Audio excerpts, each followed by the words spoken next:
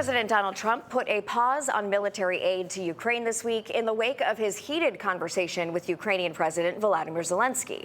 The pause seems to have pressured Zelensky into coming back to the negotiating table today for a renewed effort at a peace deal with Russia. Fox 43's Sydney Nauman spoke to participants at a pro-Ukraine rally in Harrisburg who shared their concerns about the downfall of democracy and what a deal, if made too soon, could mean.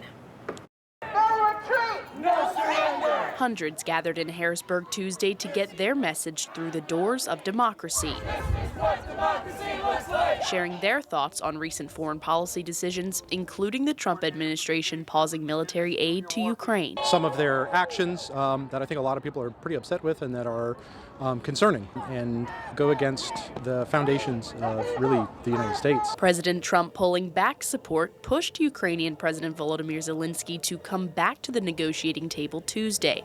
In a post on X, Zelensky shared, "None of us want an endless war. Ukraine is ready to come to the negotiating table as soon as possible to bring lasting peace closer." TJ Demetrio, an organizer for the rally, said the event also served as a way to communicate with local leaders. To support the politicians that are willing to go against what's going on from either side and to give everybody a chance to have a voice, because the power comes from us. A power of the people that Scott Buren says is losing steam. It's changing and it needs to stop and be reversed. 3 generations of Burens have served in the military. Reflecting on his 30 years in the Marine Corps, Buren shared how helping countries that value democracy used to be viewed. You're willing to give your life up for somebody you may not even know, because those ideals are dear to us. Ideals that Ukrainian refugee Yana Nechikova says are fueling the fight for more than just the U.S. and Ukraine.